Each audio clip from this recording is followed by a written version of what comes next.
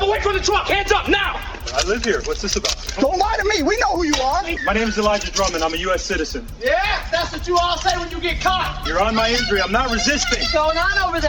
At 6:42 a.m. on a quiet residential street in Columbus, Georgia, 3 unmarked black SUVs blocked the driveway of a single-story brick home with an American flag hanging from the porch. 6 ICE agents in full tactical gear surrounded a black man in gym shorts and a faded army t-shirt as he loaded a toolbox into the bed of his pickup truck for work. Before he could turn around, 2 agents grabbed him by the arms, forced him face down onto his own concrete driveway, and zip-tied his wrists behind his back. They were shouting about a deportation warrant.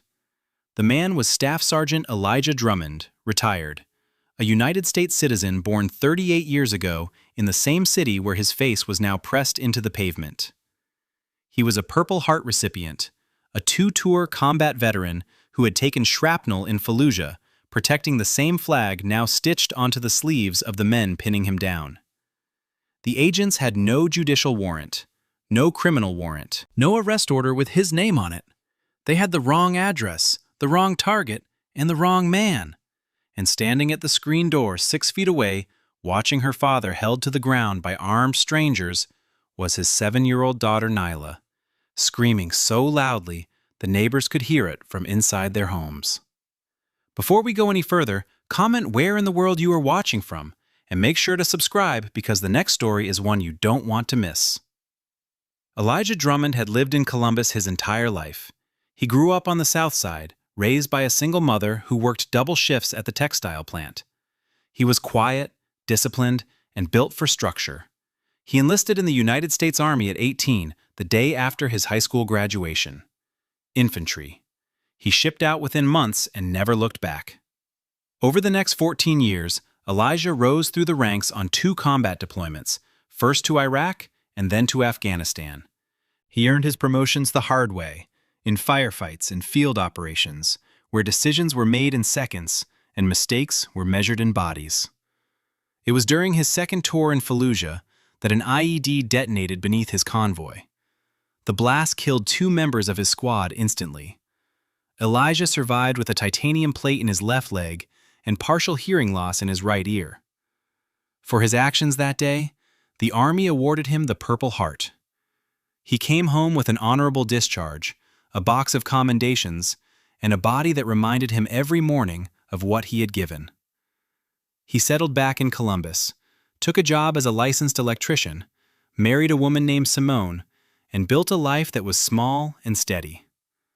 When Simone was diagnosed with cancer, he cared for her until the end. That was 2 years ago.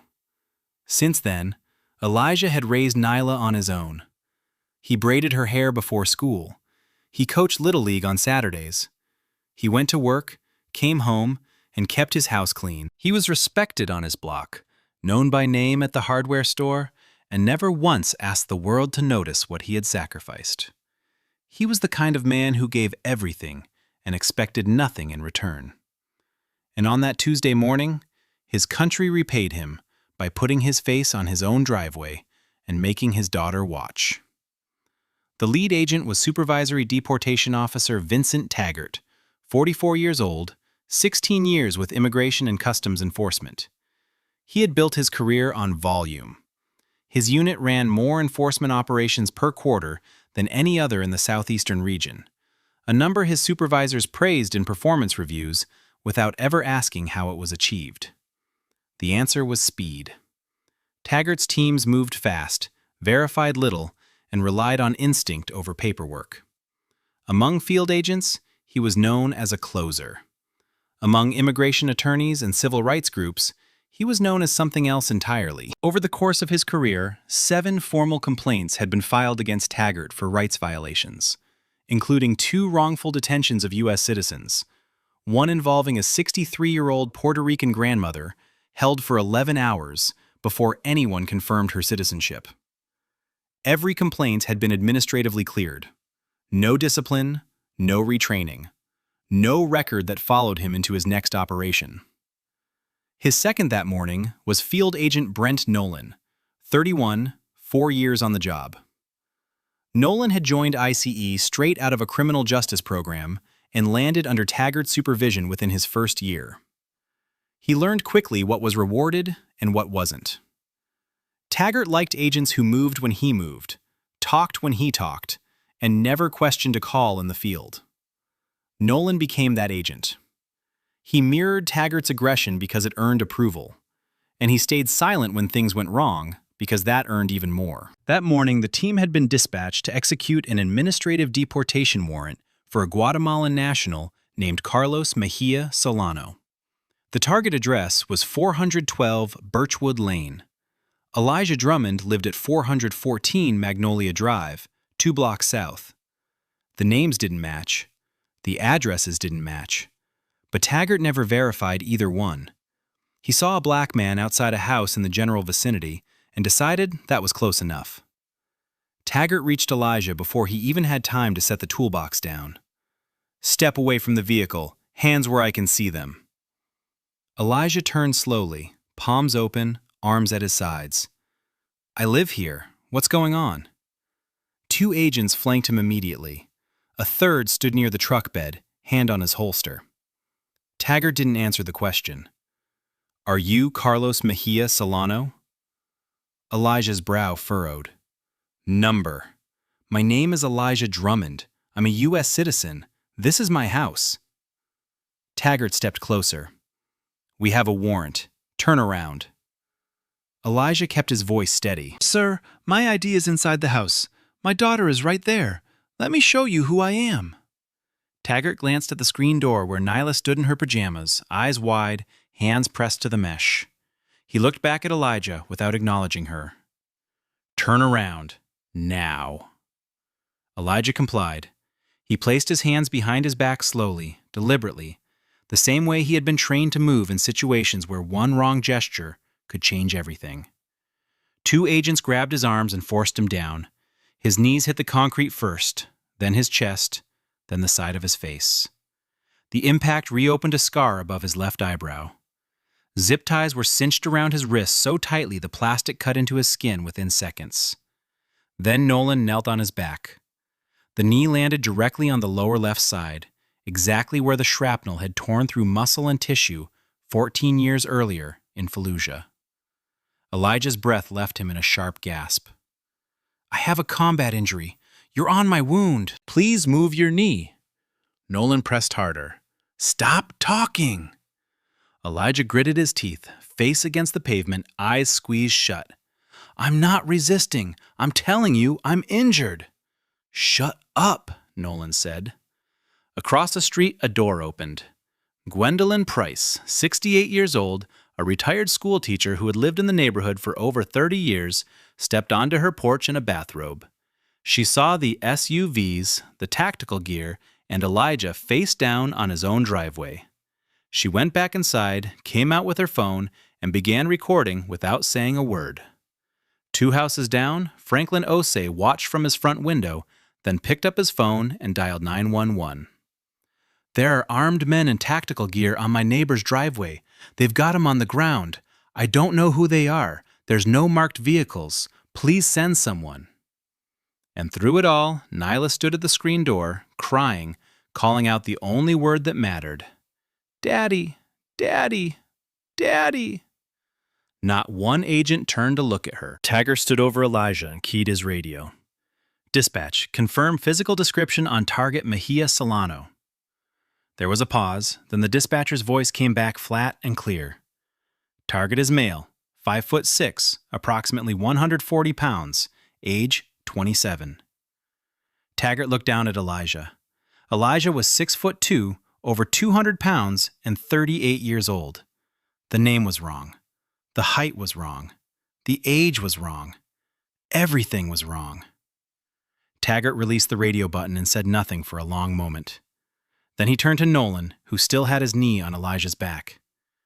"Keep him restrained. We're sorting this out." Elijah spoke through clenched teeth. "There's nothing to sort out. My name is on the mailbox. My ID is inside the front door. You have the wrong person." Taggart didn't respond.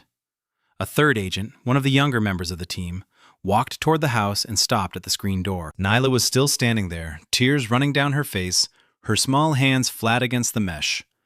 The agent looked at her for a moment, then turned and walked back toward the SUVs without a word. He didn't speak to her, didn't tell her it was going to be okay, didn't call for anyone to come be with her. He just left a 7-year-old girl standing alone behind a door, watching her father bleed on the concrete. From across the street, Gwendolyn Price raised her voice for the first time. "That man is a veteran. He's lived in that house for years. You have the wrong person." Taggart turned toward her porch. His expression didn't change. "Ma'am, we determine who's who, not you. A lot of people claim things they're not." The words carried clearly across the morning air. Gwendolyn's phone caught every syllable. So did the Ring doorbell camera mounted on Franklin Osei's front door directly across the street, recording in high definition with a timestamp in the corner of the frame. Gwendolyn didn't lower her phone. She didn't go back inside. She stood on her porch in her bathrobe and kept recording. Because she had spent 30 years teaching children the difference between right and wrong, and she knew exactly which one she was looking at. The first Columbus PD cruiser arrived 7 minutes after Franklin's 911 call. Officer Janelle Sutton stepped out, assessed the scene quickly: 3 unmarked SUVs, 6 agents in tactical gear, a man face down on a residential driveway, and a child visible through the screen door of the home. She approached with her hand near her radio, not her weapon. Then she saw his face. She stopped walking. "That's Sergeant Drummond." Her voice was sharp, immediate, and certain. Her 12-year-old son Caleb played shortstop on the Little League team Elijah coached every Saturday at Linden Park. She had watched Elijah run drills with those kids for 2 seasons. She had spoken to him at games, at team cookouts, at the end-of-year award ceremony. She knew exactly who he was. She turned to Taggart. "That man is a United States citizen. He was born in this city. He's a combat veteran. What are you doing?" Taggart straightened. "We're federal agents executing a lawful operation. Step back, officer." Sutton didn't move. She looked at Elijah's face, the blood above his eyebrow, the zip ties cutting into his wrists, the swelling along his left side where Nolan's knee had been pressing for nearly 15 minutes. She keyed her radio. "Sergeant Covington, this is Sutton at Magnolia Drive. I need a supervisor here now. We have federal agents detaining a U.S. citizen." Wrong target, wrong address, possible excessive force. Sergeant Ray Covington arrived 4 minutes later in an unmarked sedan. He walked directly to Taggart and extended his hand. "Let me see the warrant." Taggart hesitated, then handed it over. Covington read it once, then looked up. "This warrant is for Carlos Mejia Solano at 412 Birchwood Lane. This is 414 Magnolia Drive. The man on the ground is not your target. He's not even in your system. You have the wrong man at the wrong house. Release him. Now." Taggart didn't move immediately. He looked at Nolan. He looked at the other agents standing near the SUVs. He looked at Gwendolyn, still recording from her porch. At the neighbors now gathered on the sidewalk. At Sutton standing between him and the house, with her body camera blinking red. 11 minutes passed. 11 minutes in which a man whose citizenship, identity, and address had all been confirmed remained face down on his own property in zip ties. Then finally, Taggart pulled a blade from his vest and cut the ties. He didn't say a word. No apology, no explanation. He just cut the plastic and stepped back, as if releasing Elijah erased everything that had happened in the 23 minutes before it. Elijah stood slowly. It took him 3 attempts. His left leg, the one carrying 14 years of titanium and scar tissue, buckled twice before it held. The knee pressure from Nolan had driven directly into the old wound, and the pain radiated from his hip to his ankle in sharp, pulsing waves. His face was scraped raw on the right side where the concrete had ground into his skin. A cut above his left eyebrow had bled down past his jaw and onto the collar of his army t-shirt, which was torn at the shoulder seam. Both wrists were lined with deep red grooves from the zip ties, the skin broken in 2 places, blood already drying in thin streaks across his palms. He flexed his right arm and winced. His shoulder had been wrenched during the takedown and now hung slightly lower than the other. He stood there on his own driveway, surrounded by his own neighbors, in front of his own home, bleeding from wounds inflicted by men who had never once confirmed his name. The screen door flew open. Nyla ran to him barefoot across the concrete and wrapped both arms around his waist, pressing her face into his stomach, sobbing so hard her whole body shook. Elijah brought one arm around her and held her close. The other arm hung at his side because he could barely lift it. He didn't say a word. He just rested his chin on top of her head and closed his eyes. Gwendolyn crossed the street with tears streaming down her face. Franklin stood at the edge of the driveway, fists clenched, jaw tight. Other neighbors gathered on the sidewalk in bathrobes and work clothes, some holding coffee, some holding phones, all of them silent. Elijah's toolbox lay overturned near the truck bed, tools scattered across the driveway. His truck door was still open, the engine cold. He didn't look at the agents, didn't speak to them, didn't ask for an explanation or an apology. He just held his daughter. Officer Sutton approached quietly and stood a few feet away until Elijah opened his eyes. "Sergeant Drummond, I'm going to make sure every piece of this is documented. My body camera has been running since I arrived." She paused.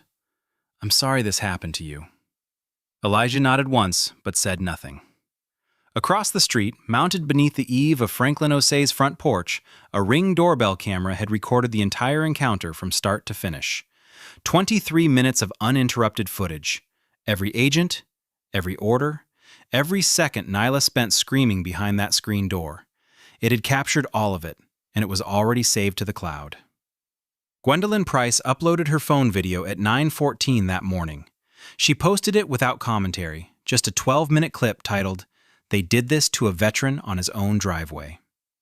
Franklin Osei uploaded the Ring footage an hour later, all 23 minutes, time-stamped and unedited. By noon, both videos had been shared thousands of times. By 3 p.m., a veterans advocacy page with over 2 million followers reposted the Ring footage with a single caption: "Purple Heart recipient, U.S.-born citizen, wrong address, wrong man, no apology." The clip exploded. By evening, the combined views crossed 2 million. By the next morning, they had passed 6. The image that defined the story wasn't the takedown or the knee on his back. It was a single frame from the Ring camera, pulled and screenshotted by thousands of people independently, as if they had all recognized the same unbearable detail at the same moment. In the frame, Elijah lay face down on the concrete, arms zip-tied behind his back, blood visible on his forehead. Behind him, the front door of his home was slightly ajar, and hanging from a bracket on the porch, directly above the scene, was an American flag, still and limp in the windless morning air. That image spread faster than the video itself. Veterans organizations issued furious public statements. 3 congressional offices released responses before lunch. Civil rights attorneys began calling Elijah's phone, leaving voicemails offering representation. Local news led with the story at 5 and 6. National outlets picked it up by the following morning. Anchors described the footage. Legal analysts broke down the Fourth Amendment violations. Retired military officers went on camera and said what millions were already thinking. He bled for this country, and this country sent armed men to his driveway who didn't even bother to check his name. And in a quiet office inside ICE's Southeastern Field headquarters, someone pulled up the Ring footage on a government computer, watched the first 4 minutes, and immediately forwarded it to the regional director with a single line in the email. "We have a serious problem." ICE headquarters in Washington released a statement at 4:47 p.m. the following day, nearly 32 hours after the arrest. It was 3 sentences long. The statement described the incident as a procedural discrepancy during a routine enforcement action and said the agency was conducting an internal review. It concluded by affirming that all agents involved had followed standard operational protocol. There was no mention of Elijah's name, no mention of his military service, no mention of Nyla, no acknowledgement that the warrant had been for a different person at a different address. The statement read like it had been drafted by someone who had never watched the footage, or, more likely, by someone who had watched every second of it and understood exactly how much needed to be buried. That same day, Taggart filed his official incident report. In it, he described Elijah as initially uncooperative and stated that the subject failed to comply with verbal commands, necessitating physical restraint. He wrote that force used was proportional to the circumstances and consistent with field protocol for high-risk enforcement operations. Nolan filed his report the following morning. It echoed Taggart's nearly word for word, same phrasing, same structure, same calculated omissions. Neither report mentioned that the dispatcher had read back a physical description that didn't match Elijah. Neither mentioned Gwendolyn's repeated attempts to tell them they had the wrong man. Neither mentioned Nyla standing at the screen door. Neither mentioned the 11 minutes Taggart waited after Sergeant Covington told him to release Elijah. But the videos told a completely different story, and by that point, millions of people had already seen them. Within 48 hours, congressional inquiries began flooding into the Department of Homeland Security. 12 members of the House, 4 senators, and the chair of the Congressional Black Caucus demanded a formal review. The DHS Office of Inspector General opened an investigation. The IG team moved quickly. They pulled GPS logs from all 3 SUVs, confirming the vehicles had never been within 2 blocks of the correct target address. They pulled radio transcripts and found the dispatch correction Taggart had received and acknowledged 7 minutes into the encounter, a correction he never acted on for another 10 minutes. Then they pulled Taggart's phone. In his text messages, sent to a colleague 40 minutes after Elijah was released, was a single line that would later be read aloud in a federal courtroom. Got the wrong one, but he was acting like he had something to hide anyway. The Department of Justice Civil Rights Division opened its own parallel investigation 9 days after the arrest. The lead was a senior trial attorney from the criminal section, supported by 2 FBI agents and a federal civil rights analyst. They were not there to review policy. They were there to determine whether federal crimes had been committed. Their first interview was with Elijah. He arrived in a pressed shirt, a folder of documents under his arm, and gave his statement with the same precision he had once used to deliver field reports under fire. He provided timestamps down to the minute. He recalled exact phrases, who said what and when. He described the location of each agent on the driveway, the angle of his body when he was taken down, the point of contact where Nolan's knee met his shrapnel wound. He described Nyla's position at the screen door and the moment the third agent looked at her and walked away without speaking. He did not raise his voice. He did not editorialize. He delivered the facts like a man who had spent his life in environments where facts were the difference between living and dying. The investigators then interviewed Gwendolyn Price, whose video had become the most viewed clip associated with the case. She described what she saw from her porch and repeated Taggart's words exactly. A lot of people claim things they're not. Franklin Osei provided the ring footage directly from his cloud account and confirmed the timestamps. Officer Janelle Sutton gave a detailed statement corroborated by her own body camera footage. 6 additional neighbors provided statements, all consistent, all describing the same sequence of events from different vantage points. Then the investigators subpoenaed ICE internal records. What they found went far beyond one morning in Columbus. Taggart's unit had accumulated 14 formal complaints of wrongful detention in just 3 years. The targets were disproportionately Black and Latino U.S. citizens and legal residents.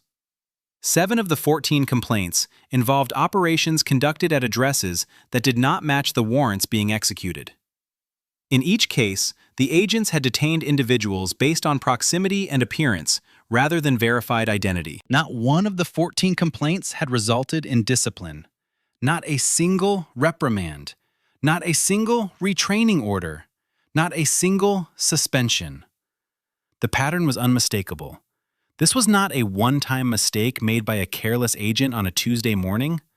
This was an institutional failure, built on speed, protected by silence, and enabled by a system that treated zero accountability as standard operating procedure. Elijah chose his attorney carefully. He didn't go with the first name on the list or the loudest voice in his voicemail. He chose Constance Adeyemi, a former federal prosecutor who had spent 8 years inside the Department of Justice before leaving to represent the people the government failed. She had built a reputation on cases no one else wanted to touch, suing federal agencies, challenging qualified immunity, and winning settlements that came with structural reform attached. She didn't take cases for headlines. She took them for precedent. When she sat down with Elijah for the first time, she listened for 2 hours without interrupting. Then she told him what she intended to do. Within 3 weeks, Adeyemi filed a federal civil rights lawsuit in the United States District Court for the Middle District of Georgia. The defendants named were Supervisory Deportation Officer Vincent Taggart, Field Agent Brent Nolan, 4 additional agents present on the driveway that morning, the director of ICE's Southeastern Field Office, and the Department of Homeland Security itself. The complaint ran 47 pages. It alleged unlawful arrest without probable cause, excessive force in violation of the Fourth Amendment, racial profiling, intentional infliction of emotional distress on both Elijah and his minor daughter, and negligent supervision by the field office and DHS for failing to discipline or retrain agents with documented histories of civil rights violations. Adeyemi subpoenaed Taggart's full disciplinary file. What came back confirmed what the DOJ investigation had already begun to uncover, but in sharper, more damning detail. The 7 prior complaints were laid out in full. One involved a 24-year-old Latino legal resident detained during a workplace raid despite presenting a valid green card. Another described a black mother of 3 pulled from her vehicle at a gas station while her children sat in the back seat.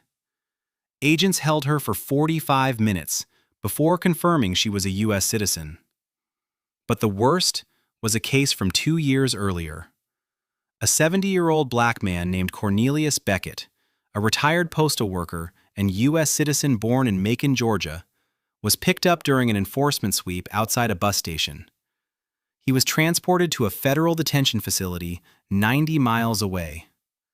He told every person who would listen that he was an American citizen. No one checked for 9 hours. When they finally ran his information, they confirmed he was exactly who he said he was. He was released without explanation. The complaint on that case had been reviewed and closed with 3 words written at the bottom of the file: no action required. Adeyemi included every word of that case in her filing. She wanted the court to see not just what happened to Elijah Drummond, but what had been allowed to happen to others before him, and what would keep happening if no one was held accountable. The case reached Congress 5 weeks after the lawsuit was filed. The House Judiciary Subcommittee on Immigration and Citizenship announced a formal hearing on ICE enforcement practices, and Elijah Drummond was invited to testify. He arrived in Washington on a Tuesday morning wearing a dark suit, a pressed white shirt, and his Purple Heart pinned to his left lapel. He sat at a long wooden table facing the committee, a microphone in front of him, cameras behind him, and a room full of staffers, reporters, and spectators watching from every seat. He did not bring prepared remarks. He spoke from memory, the way he had given field reports for 14 years. He described the morning simply and completely: the toolbox, the SUVs, the agents, the orders, the takedown. He described the concrete against his face and the zip ties cutting into his wrists. He described the knee on his shrapnel wound and the way his vision blurred from the pain. He described asking them to check his ID and being told to shut up. Then he paused. He looked directly into the camera and described his daughter. He described Nyla standing at the screen door in her pajamas. He described the sound of her screaming for him while armed men held him on the ground. He described the agent who walked to the door, looked at her, and turned away without a word. The room was silent. No one moved. No one typed. Then Elijah said, "I bled for this country in Fallujah. I left pieces of myself in the sand so that families like mine could be safe at home. And I came home, and this country sent armed men to my driveway to treat me like I didn't belong here. like I wasn't American enough, like my citizenship needed to be earned twice because of the color of my skin. A committee member turned to the acting ICE director, seated at a separate table across the room. How was this allowed to happen? The director adjusted his microphone. He spoke about operational protocols, about ongoing internal reviews, about the agency's commitment to accountability and professionalism. He used the phrase standard procedure 3 times. He did not say Elijah's name. He did not mention Nyla. He did not answer the question. Clips of Elijah's testimony were posted online within the hour. By evening, they had been viewed over 8 million times. The image of a Purple Heart veteran sitting calmly before Congress, describing how his own government treated him like a criminal in front of his child, became the second defining frame of the case. The first was the flag above the driveway. The second was the medal on his chest. And neither one could be explained away. The federal grand jury returned indictments 6 weeks after the DOJ investigation concluded. Supervisory Deportation Officer Vincent Taggart was charged with 2 counts of deprivation of rights under color of law, under 18 U.S.C. Section 242, and 1 count of filing false statements in a federal report. Field Agent Brent Nolan was charged with 1 count of deprivation of rights and 1 count of accessory to false reporting. Both men were arrested on the same morning, Taggart at his home in Hinesville, Nolan at his apartment in Savannah. They were processed, fingerprinted, and released on bond. Neither spoke to the press. Within a week, the director of ICE's Southeastern Field Office submitted his resignation. No public statement accompanied it, no press conference, no acknowledgement of what had happened under his authority. He simply stepped down and disappeared from the agency directory, as if removing his name could separate him from the 14 complaints, the 7 wrong addresses, and the culture of zero oversight he had allowed to metastasize inside his operation. 3 additional agents from Taggart's unit were placed on indefinite, unpaid suspension, pending further review of their involvement in prior wrongful detentions. Their access credentials were revoked. Their service weapons were collected. Taggart's trial began on a Monday in the United States District Court for the Middle District of Georgia. It lasted 2 weeks. The prosecution opened with the ring footage. 23 minutes of uninterrupted video played on a screen mounted above the jury box. The jurors watched Elijah taken to the ground. They watched Nolan's knee press into his back. They watched Nyla standing behind the screen door, her mouth open, her hands flat against the mesh. They heard every word. Then the prosecution played Gwendolyn's phone video, which captured Taggart's voice clearly. A lot of people claim things they're not. They played the radio transcript in which the dispatcher read back a description that matched nothing about Elijah, and Taggart acknowledged it. Then they entered the text message into evidence. Got the wrong one, but he was acting like he had something to hide anyway. The defense argued it was an honest mistake, a high-pressure operation, a regrettable error in the fog of field enforcement. The attorney described Taggart as a dedicated public servant with 16 years of experience who made a split-second judgment call. He asked the jury to consider the difficulty of the work, the danger of enforcement operations, and the impossibility of perfection. The prosecution responded by replaying the 11 minutes Taggart waited after being told to release Elijah. 11 minutes after a Columbus PD supervisor stood in front of him, holding the wrong warrant, and said plainly that the man on the ground was not the man they were looking for. The jury deliberated for 4 hours. They returned guilty on all counts. Taggart was sentenced to 30 months in federal prison. The judge noted the flagrant disregard for a citizen's constitutional rights, the physical harm inflicted on a decorated combat veteran, and the emotional trauma caused to a minor child who watched her father brutalized from inside her own home. Nolan received 14 months. The judge described him as a willing participant who chose obedience over conscience and silence over intervention. Both men were permanently barred from federal law enforcement. Their credentials were revoked. Their names were entered into the National Decertification Index. Neither would carry a badge again. The civil lawsuit settled 4 months before it was scheduled to go to trial. Constance Adeyemi had built a case so thoroughly documented and so publicly visible that the Department of Homeland Security's attorneys had no room to maneuver. The video evidence alone was devastating. Combined with the disciplinary records, the dispatcher transcripts, the text message, and the testimony of 9 witnesses, the government's legal team understood that a jury trial would not produce a more favorable outcome than what was already on the table. DHS agreed to a settlement of $4.2 million, one of the largest individual payouts in an ICE wrongful arrest case in the agency's history.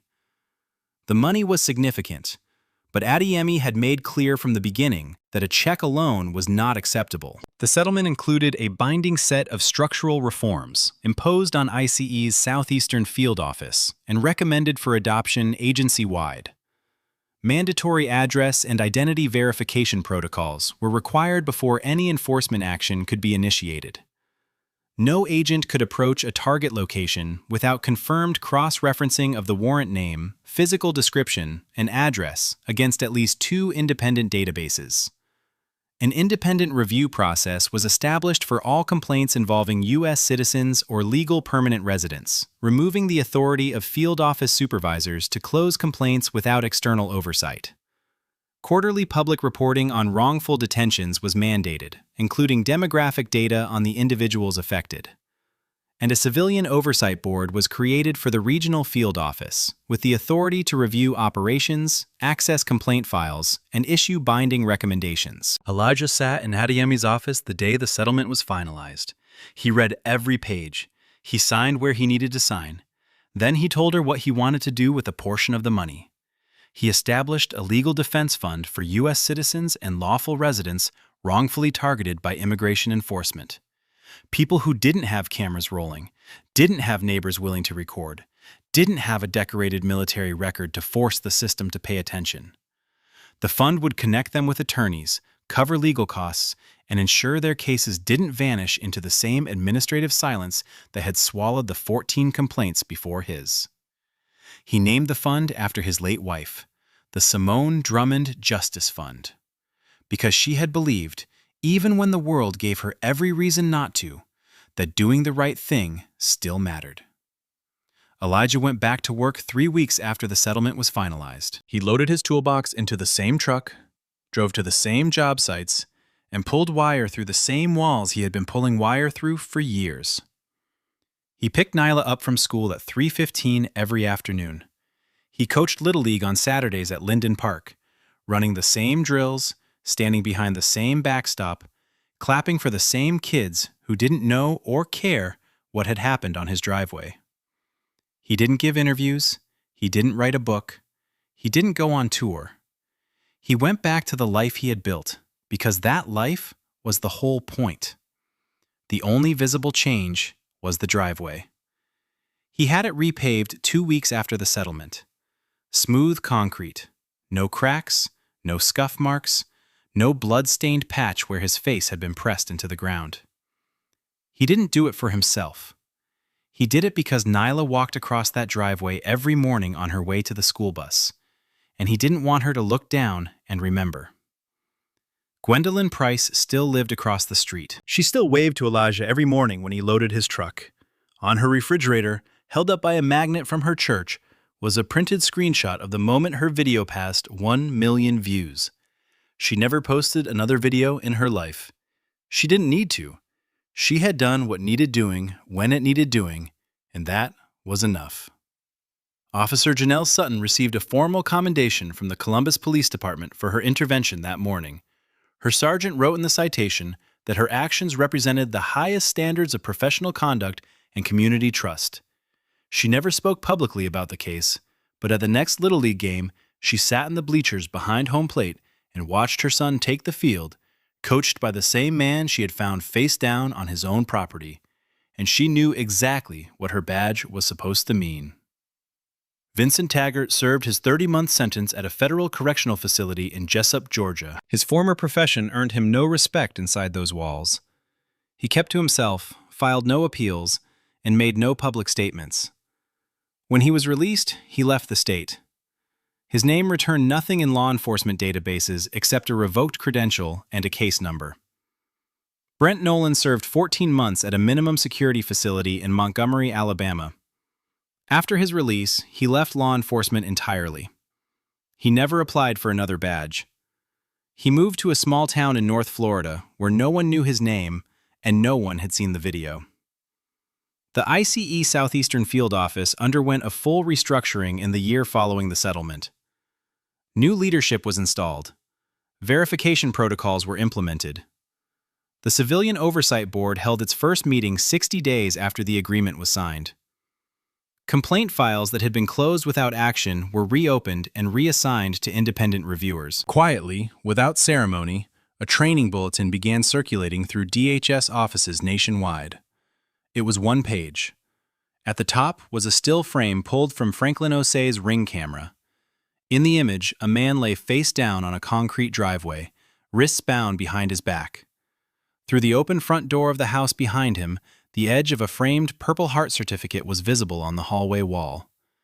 And in the screen door, backlit by the glow of a kitchen light, was the silhouette of a small child, hands pressed to the mesh. Beneath the image, in plain black text, were 9 words. Verify before you act. This is what failure costs. No names were printed. They didn't need to be. The careers were already gone. Elijah Drummond never spoke publicly about the case again. He didn't need to. The footage spoke for itself.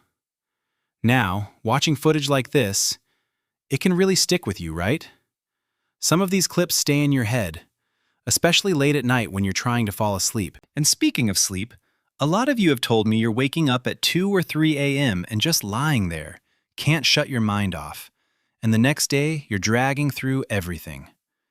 I came across a simple 21-day sleep guide that's helped thousands of people fix exactly that. No pills, no apps, no gadgets. Just a step-by-step plan that actually works. It's only $15.